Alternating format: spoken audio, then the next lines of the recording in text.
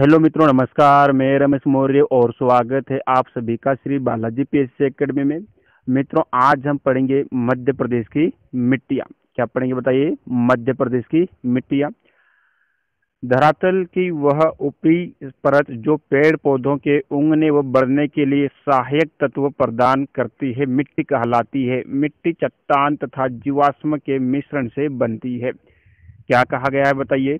कि धरातल की वह ऊपरी परत जो पेड़ पौधों के उगने व बढ़ने के लिए सहायक तत्व को प्रदान करती है, मिट्टी कहलाती है। मिट्टी चट्टान तथा जीवाश्म के मिश्रण से बनती है। किसके मिश्रण से बनती बताइए? तो चट्टान तथा जीवाश्म के मिश्रण से बनती है। आगे देखते हैं। नदी घाटियों को छोड़कर, क्या बताइए? नदी घाटियों को छोड़कर अधिकतम मध्य प्रदेश में प्रौढ़ मृदाएं पाई जाती है। क्या बताइए? नदी घाटियों को छोड़कर अधिकतम मध्य प्रदेश में प्रौढ़ मृदा पाई जाती है। प्रौढ़ मृदा का मतलब जहां पर अधिक उपजाऊ मिट्टी का नहीं पाया जाना, क्योंकि राज्य की मृदा की प्रकृति का निर्धारण यहाँ पाए जाने वाली प्राचीन चट्टानों के द्वारा हुआ है। क्या कहा गया है? कि नदी घाटियों को छोड़कर अधिकतम मध्य प्रदेश में कौन सी मृदा पाई जाती है? तो बताइए, मध्य प्रदेश में प्रौढ़ मृदा पाई जाती है, क्योंकि राज्य की मृदा की प्रकृति का निर्धारण यहाँ पाए जाने वाली कौन सी चट्टान बताइए? प्राचीन चट्टानों के द्वारा हुआ है। आगे बढ़ते हैं। किसी भी प्रदेश की वनस्पति और कृषि के स्वरूप का निर्धारण, किसी भी प्रदेश की वनस्पति और कृषि के स्वरूप का निर्धारण बहुत कुछ मिट्टी की प्रकृति द्वारा निर्धारित होता है। किसके द्वारा निर्धारित होता बताए? तो मिट्टी की प्रकृति द्वारा निर्धारित होता है। यानी कि जो किसी भी राज्य में, प्रदेश में, कुछ क्षेत्र में जो वनस्पतियां पाई जाती है, कृषि हम करते हैं, और सब किसके ऊपर निर्भर करते हैं बताइए? तो वो मिट्टी की प्रकृति के ऊपर निर्भर करते हैं या फिर निर्धारित करती है। क्या बताइए? मिट्टी। मध्य प्रदेश की मिट्टी को 5 भागों में वर्गीकृत किया गया है। मध्य प्रदेश की मिट्टियों को कितने भागों में वर्गीकृत किया गया बताइए? तो मध्य प्रदेश की मिट्टियों को 5 भागों में वर्गीकृत किया गया है। और 5 भाग कौन कौन से हैं तो आप सभी देख ही सकते हैं। जैसे पहला है काली मिट्टी, दूसरा है लाल पीली मिट्टी, तीसरा है जलोढ़ मिट्टी, चौथा है लेटेराइट मिट्टी, और 5वां है मिश्रित मिट्टी। तो इस प्रकार से हम कह सकते हैं कि मध्य प्रदेश में मिट्टियों को कितने भागों में वर्गीकृत किया गया है? तो मध्य प्रदेश में मिट्टियों को 5 भागों में वर्गीकृत किया गया है। आइए देखते हैं इन सभी को मैप के माध्यम से कि वास्तव में वो 5 भाग कौन कौन से हैं और कौन कौन से भाग के अंतर्गत कौन कौन सी मिट्टी पाई जाती है। मैप के माध्यम से हम देखने का प्रयास करेंगे। ये आप सभी के सामने एक छोटा सा मैप है। तो यहाँ पर आप देख सकते हैं कि कहीं न कहीं पर ये ऊपर से लगाकर ये जो जितना भी आप सभी को दिखाई दे रहा है, ये ठीक है ना, यहाँ पर पूरी तरह से कौन सी मिट्टी पाई जाती है? तो यहाँ पर कौन सी मिट्टी पाई जाती है बताए? तो काली मिट्टी। काली मिट्टी को भी हम अलग अलग भागों में डिवाइड करके पढ़ेंगे, लेकिन यहाँ पर वास्तव में है कौन सी मिट्टी बताए? तो काली मिट्टी। वहीं पर उसके बाद जब आप देखते हैं तो ये जो नीचे की ओर आपको दिखाई दे रहा है, ये कौन सी मिट्टी आपकी आती बताए? तो लेटेराइट मिट्टी। उसके बाद यहाँ पर इधर की साइड पश्चिम में बघेलखंड के क्षेत्र की ओर ये जो आपको मिट्टी दिखाई दे रही है, मिट्टी कौन सी बताए? आपकी लाल पीली मिट्टी है। वही ऊपर जो आपको बुंदेलखंड और रीवा पन्ना का पठार दिखाई दे रहा है, यहाँ पर कौन सी मिट्टी बताए? तो ये मिश्रित मिट्टी है। साथ ही अगर आप देखते हैं तो ये मध्य भारत का क्षेत्र, यम श्योपुर मुरैना का ऊपर वाला जो क्षेत्र, यहाँ पर एक कौन सी मिट्टी बताए? तो आपकी जलोढ़ मिट्टी है। तो इस प्रकार से हम कह सकते हैं कि मध्य प्रदेश की मिट्टियों को कितने भागों में डिवाइड किया है? तो मध्य प्रदेश की मिट्टियों का हम टोटल कुल 5 भागों में डिवाइड कर रखा है।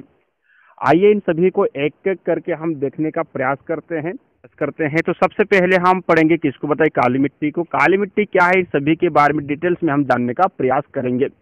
सबसे पहले आप देख ही सकते हैं कि काली मिट्टी मध्य प्रदेश में सर्वाधिक क्षेत्रफल, क्या बताए? मध्य प्रदेश में जो काली मिट्टी है सबसे अधिक क्षेत्रफल पर पाई जाती है। और कुल कितना क्षेत्रफल? तो 510 लाख एकड़। कितना एकड़ बताइए? 510 लाख एकड़। और प्रतिशत में अगर देखें तो मध्य प्रदेश का कुल क्षेत्रफल आप सभी जानते हैं 308,252 वर्ग किलोमीटर। 308,252 वर्ग किलोमीटर में से अगर आप देखते हैं, और मध्य प्रदेश अपने आप में कुल कितना प्रतिशत है? तो मध्य प्रदेश अपने आप में 100% है। उस 100% में से 47.6% पर जो मिट्टी पाई जाती है वो कौन सी मिट्टी पाई जाती है? आपकी काली मिट्टी पाई जाती है। आगे देखते हैं। दक्कन ट्रेप, मालवा का पठार में बेसाल्ट नामक आग्नेय चट्टानों से निर्मित यह लावा मिट्टी है। मतलब ये जो काली मिट्टी है, कौन सी मिट्टी बताए? आपकी काली मिट्टी है। ये दक्कन ट्रेप में कहाँ पर है? दक्कन ट्रेप में जो बेसाल्ट क्रम की चट्टानें पाई जाती है और उन्हीं बेसाल्ट क्रम के आग्नेय चट्टानों से कौन सी मिट्टी का निर्माण हुआ बताए तो आपकी काली मिट्टी का निर्माण हुआ है। साथ ही हम आगे की ओर देखते हैं तो यह मृदा राज्य में मालवा का पठार, सतपुड़ा के कुछ भाग तथा नर्मदा घाटी क्षेत्र में मिलती है। ये जो आप देख ही सकते हैं कि जो लाल काली मिट्टी है, कौन सी मिट्टी आपकी काली मिट्टी है। इस काली मिट्टी का विस्तार मध्य प्रदेश के कौन कौन से क्षेत्र में है? तो इस काली मिट्टी का विस्तार मध्य प्रदेश में मालवा का पठार में भी है, सतपुड़ा का कुछ भाग आता है और साथ ही नर्मदा घाटी क्षेत्र में भी कौन सी मिट्टी पाई जाती है? आपकी काली मिट्टी ही पाई जाती है। साथ ही आप आगे देखते हैं तो जिला स्तर पर जब हम देखा जाए कि जिला स्तर पर ये काली मिट्टी कौन कौन से जिले में पाई जाती है तो उनको भी आप सभी देख ही सकते हैं। जिला स्तर पर यह मंदसौर, रतलाम, झाबुआ, धार, खंडवा, खरगोन, इंदौर, देवास, सीहोर, उज्जैन, शाजापुर, राजगढ़, भोपाल, रायसेन, विदिशा और आपका सागर और साथ ही ये दमोह, जबलपुर, नरसिंहपुर, होशंगाबाद, बैतूल, छिंदवाड़ा, सिवनी, गुना, शिवपुरी, सिद्धि आदि जिलों में कौन सी मृदा पाई जाती है बताए तो आपकी ये काली मृदा पाई जाती है।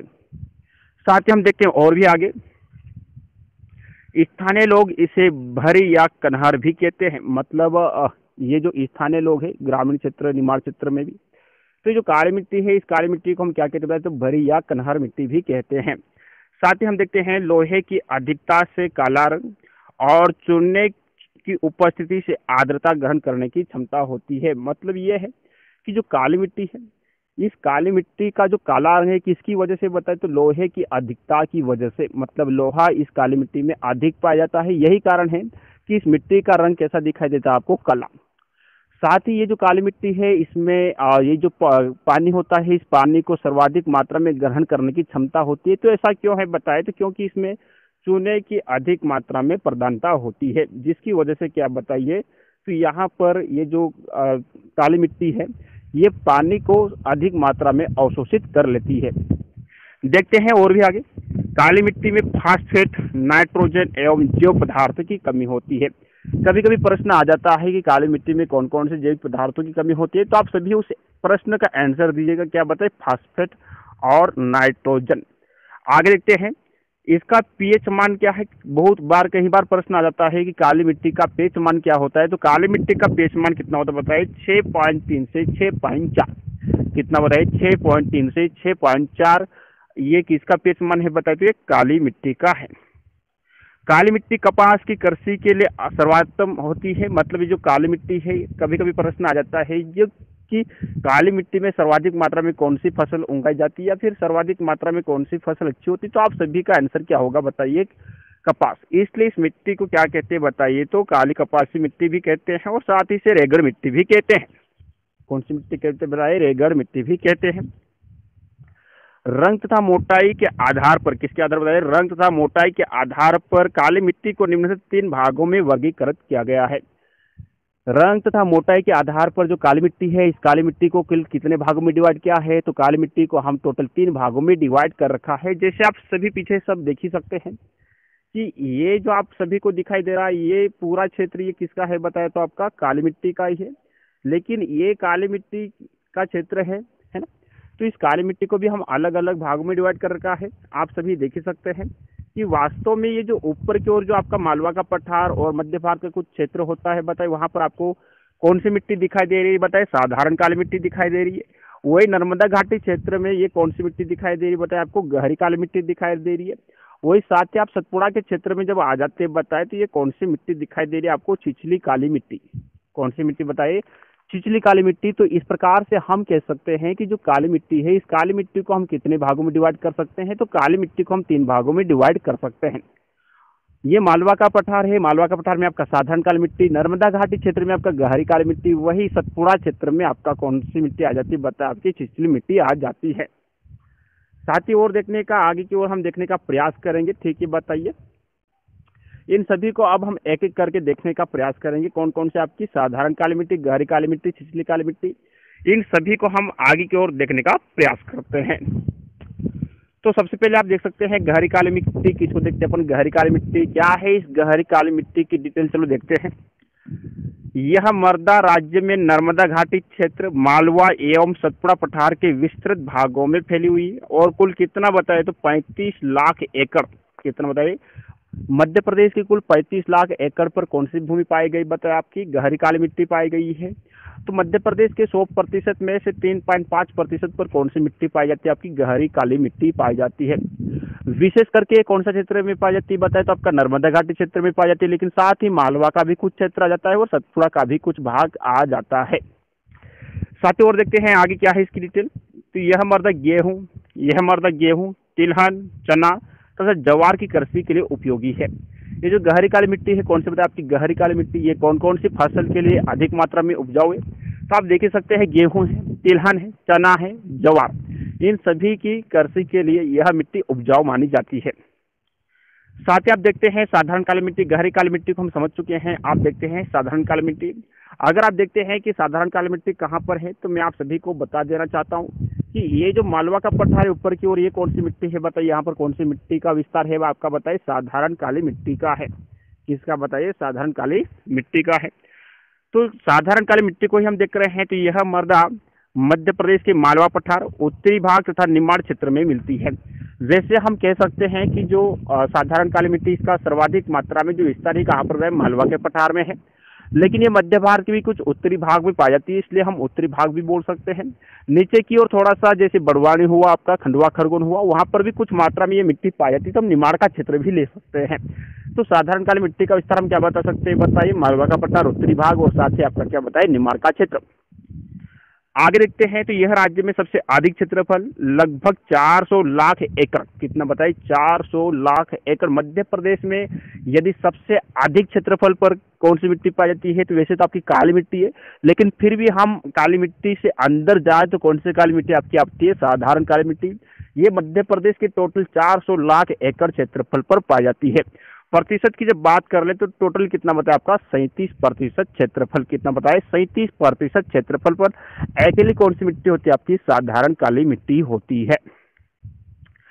उसके बाद ये साधारण काली मिट्टी हो गई, और साधारण काली मिट्टी के बाद हम कौन सी मिट्टी देखेंगे बताया, तो छिछली काली मिट्टी देखेंगे। कौन सी बताया आपकी छिछली काली मिट्टी। आप देख ही सकते हैं कि मध्य प्रदेश का ये जो दक्षिण वाला भाग आपका, जिसमें आपका छिंदवाड़ा, बैतूल, हरदा, होशंगाबाद का कुछ क्षेत्र आ सकता है, यहाँ पर कौन सी मिट्टी आपकी छिछली काली मिट्टी है।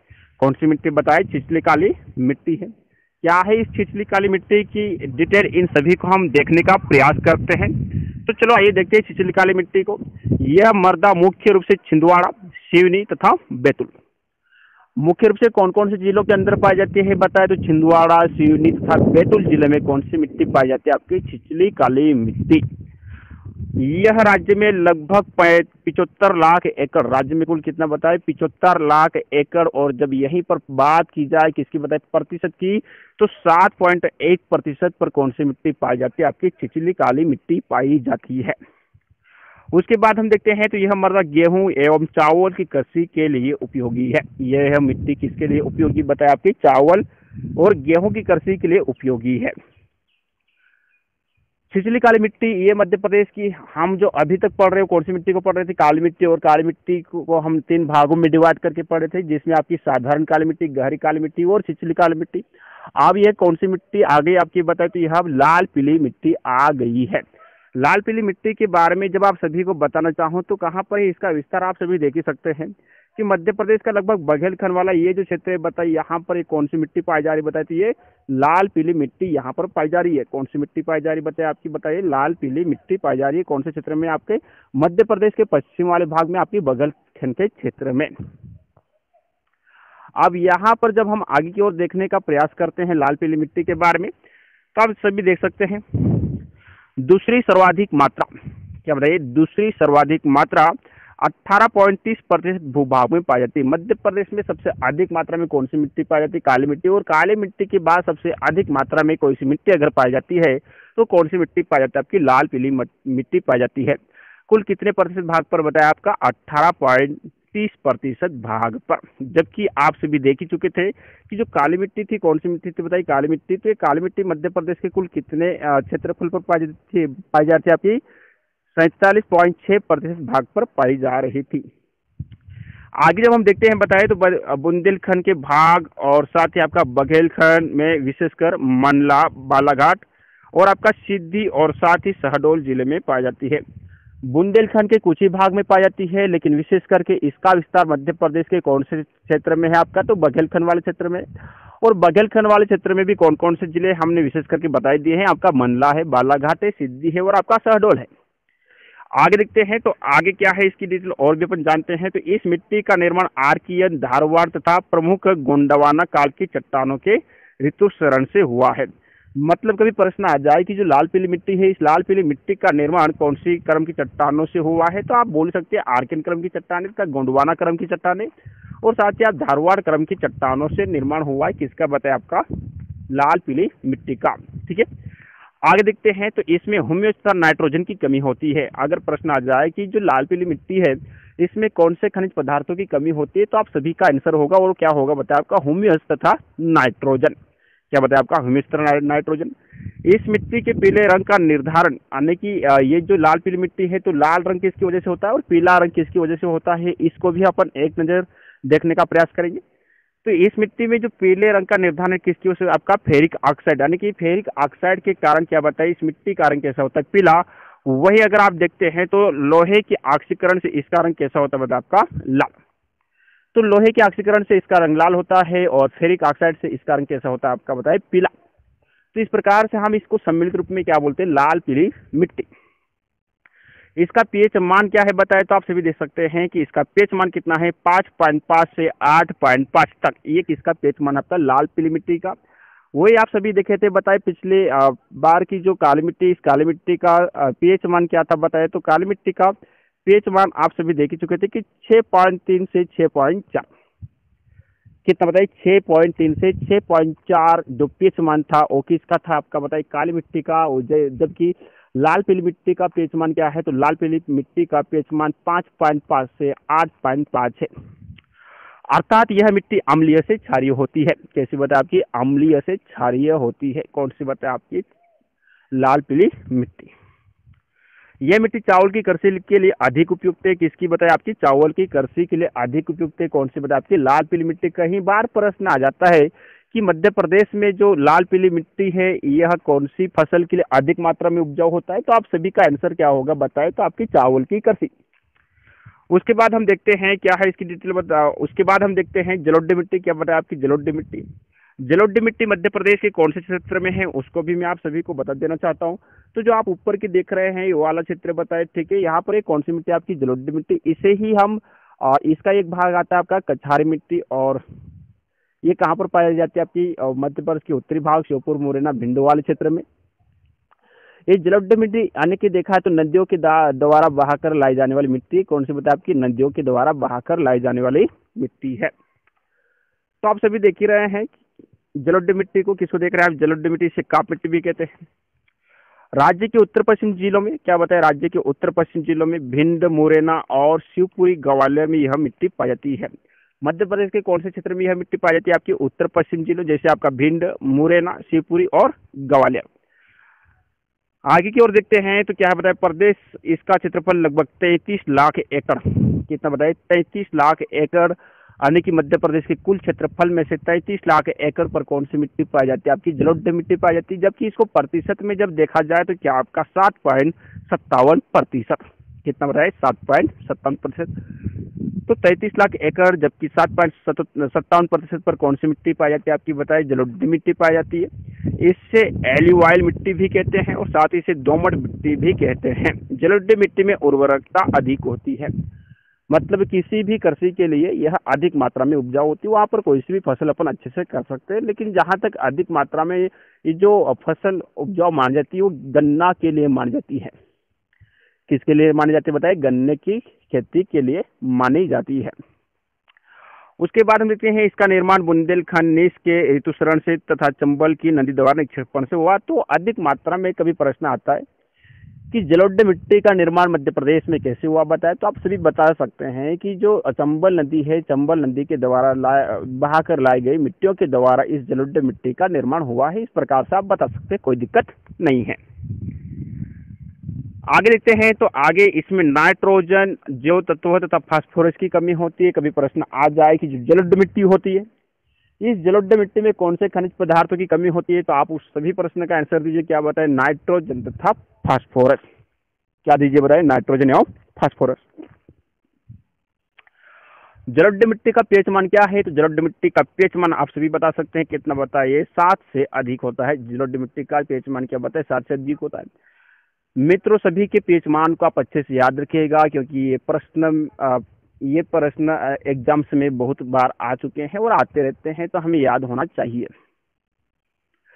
अर्थात यानी कि जलोढ़ मिट्टी का पीएच मान कितना बताइए? 7 से अधिक होता है। अर्थात ये उदासीन क्षारीय प्रकृति की होती है। कौन सी प्रकृति की होती है? आपकी क्षारीय प्रकृति की होती है।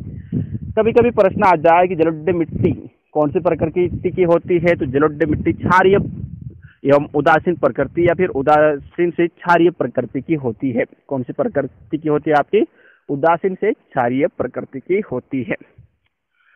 जलोढ़ मिट्टी के बाद अगला है आपका कौन सा बताइए? लेटेराइट मिट्टी। तो लेटेराइट मिट्टी को मैं आप सभी को बता दूं कि लेटेराइट मिट्टी का विस्तार मध्य प्रदेश में कहाँ है? तो आप सभी देख ही सकते हैं कि मध्य प्रदेश में ये जो नीचे वाला क्षेत्र आपको दिखाई दे रहा है, कौन सा? बालाघाट छिंदवाड़ा वाला क्षेत्र। तो यहाँ पर ये मिट्टी है, ये कौन सी मिट्टी? आपकी लेटेराइट मिट्टी है। कौन सी मिट्टी बता? आपकी लेटेराइट मिट्टी है। जानेंगे इसके बारे में आगे। तो जो लेटेराइट मिट्टी है, यह मिट्टी छिंदवाड़ा और बालाघाट क्षेत्रों में क्या बताइए? यह मिट्टी छिंदवाड़ा और बालाघाट जिलों के लगभग 70%, कितना बताए? आपका लगभग 70% भाग पर पाई जाती है, जिसके अंतर्गत मात्र 4% क्षेत्र आता है मध्य प्रदेश का। तो कुल 100% में से कितना आता है बताइए? 4% आता है। जबकि बालाघाट और छिंदवाड़ा इन जिलों में टोटल 100% ये जिले हैं। इन जिलों 100% में से लगभग 70% क्षेत्र पर कौन से मिट्टी पाई जाती है बताए? तो आपकी लेटेराइट मिट्टी पाई जाती है। लाल चट्टानों के टूटने से निर्मित इस मिट्टी में ह्यूमस, नाइट्रोजन, फास्फोरस, चूना, कैल्शियम तथा जैविक पदार्थों की कमी होती है।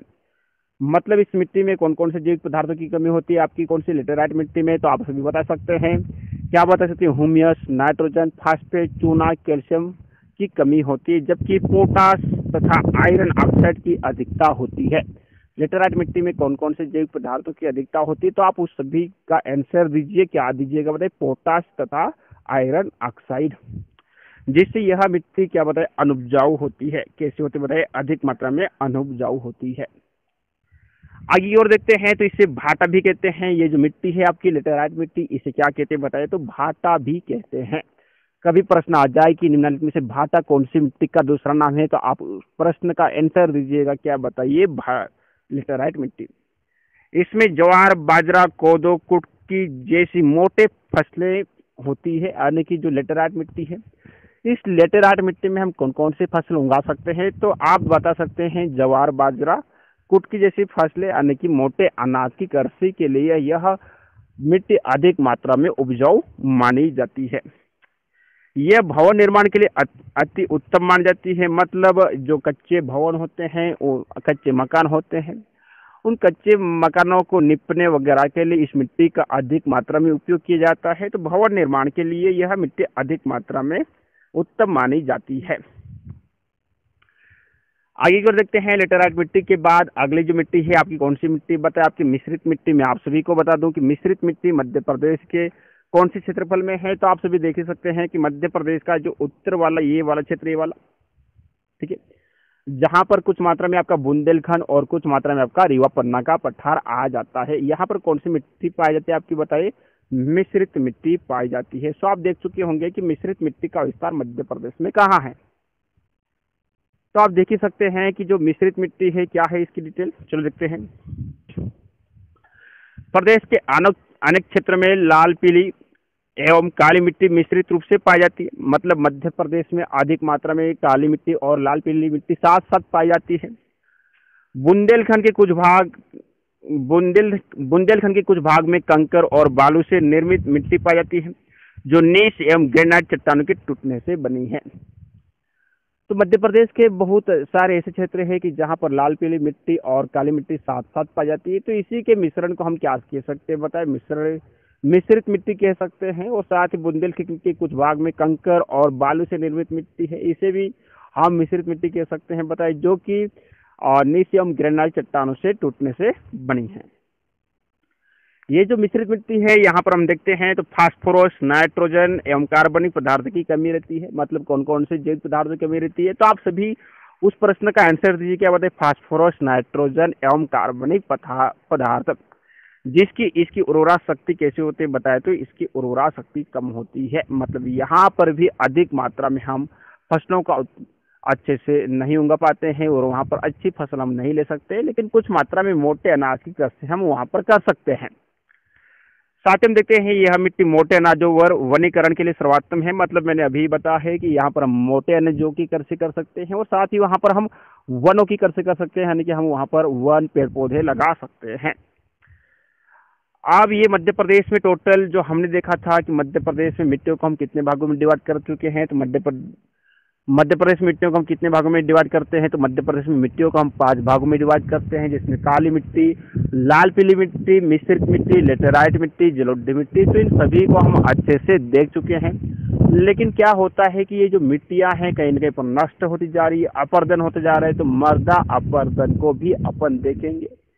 तो अभी हम देखते हैं क्या बताए मृदा अपरदन।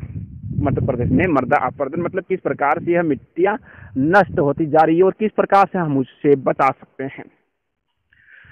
अपरदन की विभिन्न कारकों द्वारा मृदा की सतह से मृदा की महीन कणों का कट कट कर बहना मृदा अपरदन कहलाता है। मृदा अपरदन क्या कहलाता है, सबसे पहले हम इसी बात को कवर करेंगे। तो आप से भी देख सकते हैं कि मृदा अपरदन के विभिन्न कारण, लेकिन साथ ही जो हमारी भूमि है, हमारी जमीन है, उस पर जो ऊपर की ओर जो मिट्टी पाई जाती है वो जो छोटे छोटे कणों के रूप में कट कट कर जाती है बताइए और बह जाती है, उसे ही हम क्या कहते हैं, मृदा अपरदन कहते हैं। मतलब मिट्टियों का कटना और छोटे छोटे महीन कणों में बहना, उसे ही हम क्या कह सकते हैं, मृदा अपरदन। मृदा अपरदन क्यों होता है, तो इसके बहुत सारे कारण हैं। मृदा अपरदन को किसान के लिए रेंगती हुई मृत्यु भी कहा जाता है। मतलब किसानों के लिए तो क्या बताए, रेंगती हुई मृत्यु, क्योंकि जब हमारे लिए मिट्टी ही नहीं बचेगी बताए तो हम कृषि कैसे करेंगे। तो एक प्रकार से किसानों के लिए कैसे बताए, तो रेंगती हुई मृत्यु है। ठीक है, आगे देखते हैं। आगे की ओर आप देख सकते हैं कि राज्य के अधिकतर भाग पठारी एवं पहाड़ी है। राज्य के अधिकतर भाग कैसे बताए, पठारी एवं पहाड़ी, मतलब पठार है और वह कहीं न कहीं पर वहाँ पर बहुत बड़े बड़े पहाड़ी इलाके हैं बताइए। ठीक है, और जब पठार रहेंगे और पहाड़ी, तो संभव है कि वहाँ पर ढाल, मतलब उतार चढ़ाव और कहीं पर नालियाँ, इस प्रकार से ढाल तो आएगी सही। तो राज्य के अधिकतर भाग पठारी एवं पहाड़ी है। उपयुक्त ढाल होने के कारण मानसूनी वर्षा एवं भूमि का गलत उपयोग होने से मृदा अपरदन एक कठिन समस्या बन गई है। मतलब क्या कहा गया है कि मध्य प्रदेश में ये जो मानसूनी वर्षा होती है, वर्षा बहुत अधिक मात्रा में होती है, अच्छी वर्षा होती है, कोई ज़्यादा दिक्कत नहीं है। तो वर्षा अधिक होती है, उसका सही मात्रा में उपयोग नहीं हो पाता है और उसका गलत मात्रा में उपयोग हो जाता है। क्योंकि जब पहाड़ी वाले क्षेत्र हैं तो जब वर्षा होगी बताए, तो ये जो वर्षा है, वर्षा का जो पानी है वो सही तरीके से एक क्षेत्र में अच्छे से नहीं बहेगा और नालियों में बहता हुआ जाएगा, जिससे क्या होगा कि वहाँ पर जो नालियाँ रहेगी बताए अधिक मात्रा में गहरी होती जाएगी और वहाँ की मिट्टियाँ टूट टूट कर बहने लग जाएगी बताए। तो हमारे लिए वो सही मात्रा में नहीं होगा, वो गलत उपयोग उसका हो जाता है। तो मृदा अपरदन का वह भी एक कारक माना जाता है। चंबल नदी ने बड़े बड़े बिहड़ों, गहरी खड्ड भूमि का निर्माण किया है तथा चंबल नदी घाटी और नालिका अपरदन से ग्रस्त है। हम कह सकते हैं कि जो मध्य प्रदेश में चंबल नदी है, कौन सी नदी बताए आपकी, चंबल नदी, जो कि इंदौर के महू के जानापाव पहाड़ी से निकलती है। अब ये चंबल नदी जो जब बहते हुए जाती है तो वहाँ पर जो अधिक मात्रा में ढलान होने की वजह से वो अधिक तेज गति का रूप ले लेती है और मध्य प्रदेश के अधिक मात्रा में आपका श्योपुर, मुरैना, भिंड वाला जो क्षेत्र होता है, वहाँ पर अधिक मात्रा में बड़े बड़े बिहड़ों, मतलब खड्डों का निर्माण कर देती है। और ऐसा माना जाता है कि अब तो वह डाकुओं के लिए एक निवास स्थल भी बन चुका है। मतलब अधिक मात्रा में डाकुओं वहाँ पर रहने लग गए हैं बताए। ठीक है ना, क्योंकि अधिक गहराई होने की वजह से वहाँ से जो मनुष्य निकल कर जाते हैं बताए, वो उन्हें देख नहीं पाते हैं और वहाँ से वो हमला कर देते हैं, लूटपाट कर लेते हैं, इस प्रकार भी माना जाता है। तो बड़े बड़े बिहड़ों और गहरे गड्ढों का निर्माण करती कौन सी आपकी चंबल नदी करती है। तो प्रश्न कहीं बार आता है कि मध्य प्रदेश में सर्वाधिक मर्दापर्दन करने वाली नदी कौन सी है? तो आप सभी का आंसर क्या होगा भाई? चंबल नदी। और मध्य प्रदेश में कौन कौन से मर्दापर्दित जिले हैं? तो आप उस प्रश्न का सही आंसर दीजिएगा श्योपुर, मुरैना, भिंड। और उसमें से सब अधिक मात्रा में जो मर्दापर्दित जो जिला होता है वो कौन सा जिला होता है? आपका मुरैना। आगे देखते हैं। तो इस भाग में वनस्पति विहीन मृदा होने के कारण मानसूनी वर्षा और नालिका अपर्दन, भूमि का कटाव तेजी से करते मतलब अधिक मात्रा में वर्षा होती है और ढलान अधिक होने की वजह से वहां पर भूमि महीन कारणों में टूट टूट कर बहना प्रारंभ हो जाती है और नालिका का रूप ले लेती है। मृदापर्दन की समस्या का समाधान के लिए राज्य का कृषि विभाग विश्व बैंक के साथ मिलकर प्रयास कर रहा है। मतलब ये जो मृदापर्दन अधिक मात्रा में हो रहा है इसको किस प्रकार से रोका जाए? तो राज्य का कृषि विभाग है ये विश्व बैंक के साथ मिलकर प्रयास कर रहा है कि हम मृदा अपरदन को रोक सके। मृदा अपरदन से शिवपुरी, भिंड, मुरैना जिले प्रभावित हैं। इनमें सबसे अधिक क्या बताया? आपका मुरैना जिला प्रभावित है। कौन सा जिला प्रभावित है? मुरैना। मध्य प्रदेश में शिवपुरी है, भिंड है और मुरैना है। ठीक है, ये अधिक मात्रा में मृदा पर जिले है, लेकिन फिर भी सबसे ज्यादा मृदा अपरदित जिला कौन सा है? आपका मुरैना। मृदा अपरदन रोकने के लिए पशु चराई पर नियंत्रण और कंटूर खेती तथा वृक्षारोपण को बढ़ावा दिया जा रहा है। मतलब मृदा अपरदित अधिक मात्रा में न हो इसलिए क्या किया जा रहा बताए? तो वहां पर पशु की चराई न हो, मतलब पेड़ पौधे अधिक मात्रा में हो जाए, जिससे वहां पर क्या होगा बताए? तो मृदा अधिक मात्रा में उस पहाड़ी वाले इलाकों को खोद नहीं सकेगी, नालिका नहीं बना सकेगी। इसलिए पशु चराई के ऊपर नियंत्रण लगा रखा। और कंटूर खेती मतलब वहां पर उस प्रकार की हम खेती करें जो अधिक मात्रा में एक वृक्ष के रूप लेते हैं। और वृक्षारोपण को बढ़ावा दिया जा रहा है, मतलब वहां पर अधिक मात्रा में पेड़ पौधे भी लगाए जा रहे हैं। ठीक है, साथ ही हम आगे की ओर देखते हैं। बताइए, तो मृदा अपरदन को रोकने के लिए छोटे छोटे बांधों का निर्माण एवं भूमि का चक्रीय पद्धति द्वारा उपयोग करने पर बल दिया जा रहा है।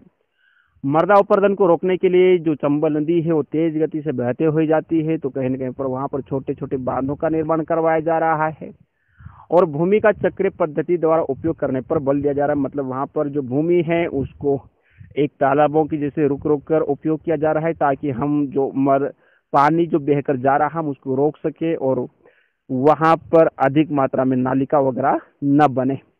तो इस प्रकार से हम सभी ने मध्य प्रदेश की मिट्टियों को अच्छे से पढ़ने का प्रयास किया है। मुझे उम्मीद है आप सभी को यह वीडियो अच्छा लगा होगा, पसंद आया होगा।